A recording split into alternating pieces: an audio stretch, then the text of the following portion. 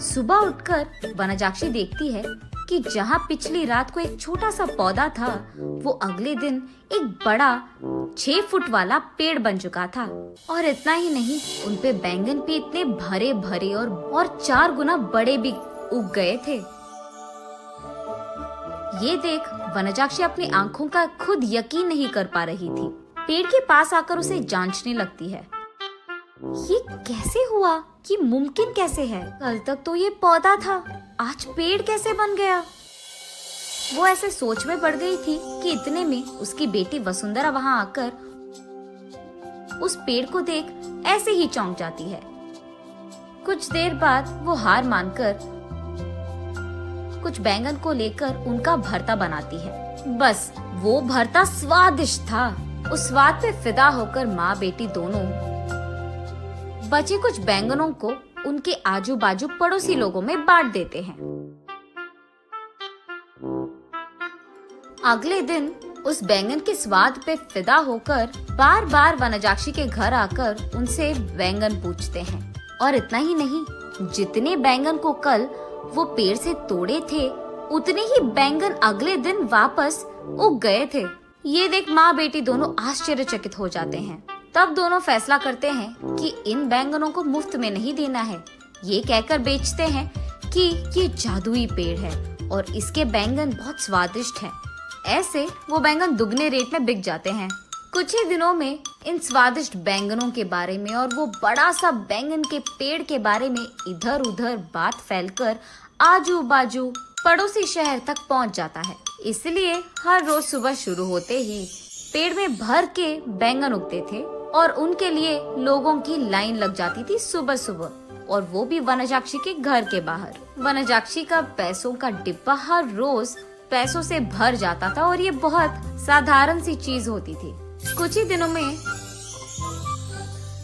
वनजाक्षी का नाम बैंगन से जुड़ गया और सब उसे बैंगन बेचने वाली वनजाक्षी करके बुलाने लग गए। और इतना ही नहीं, वो बहुत कम समय में उस सारे गांव में सबसे अमीर बन जाती है।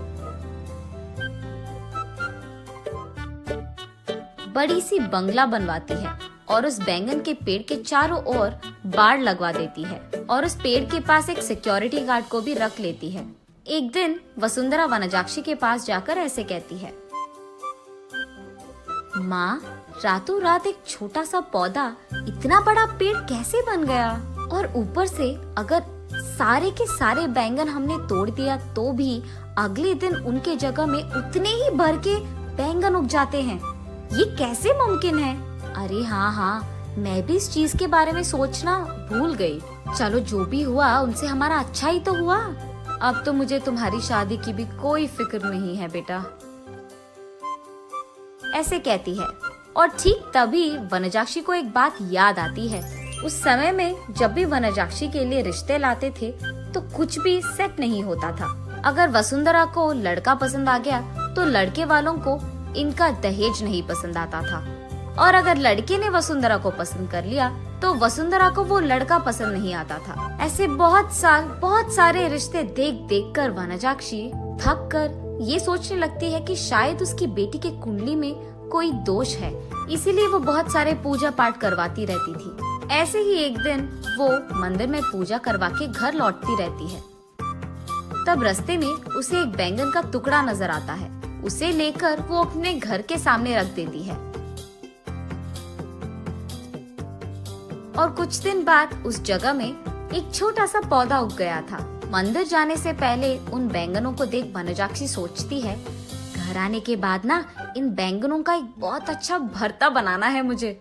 यही सोचते हुए वो मंदिर चलती रहती है। रास्ते में वो ऐसे सोचती है, अगर कोई वो बैंगन को लेके गया तो वो फैसला करती है कि जल्दी जल्दी वो मंदिर जाकर भगवान की प्रार्थना करके बाहर आ जाएगी। वापस आते वक्त उसे रास्ते में एक साधु नजर आते हैं। उनके पास जाकर वो ऐसे पूछती है, स्वामी, मैं मेरी बेटी की शादी करवाने के लिए बहुत कोशिश कर रही हूँ, लेकिन नहीं हो रहा है।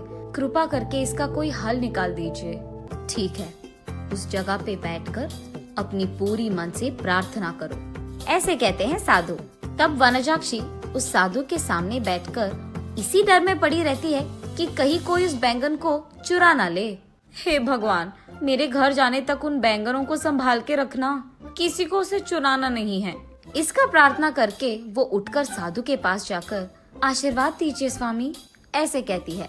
तब साधु कहते हैं, जो प्रार्थना तुमने अपने मन से, पूरे मन से किया है, तुम्हें वो हासिल होगा, और वो भी दुगने में।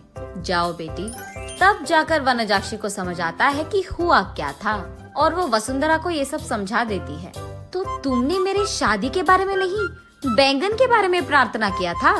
हाँ, तुम भी ना, ये कहकर हंस लेती है।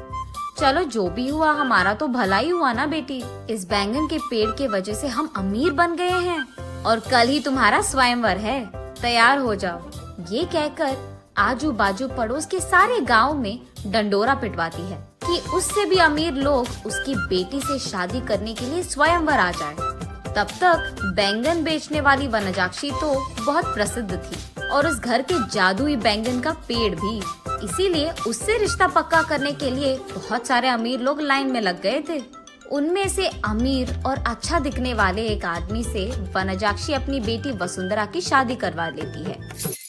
कुछ दिन बाद जब उसके सारे जिम्मेदारियां खत्म हो गई थी, वनजाक्षी उस बैंगन के पेड़ के पास बैठकर ऐसे सोचने लगती है, उस दिन मुझे इस बैंगन के बारे में काश कुछ सोने का ख्याल आया होता।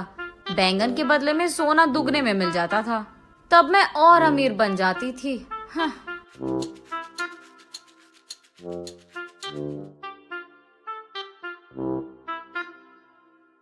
अगले दिन सुबह उठ के देखने पर उस बड़े बैंगन के पेड़ के जगह में वही पुराना वाला छोटा सा पौधा था जो वनजाक्षी ने वहां लगाया था।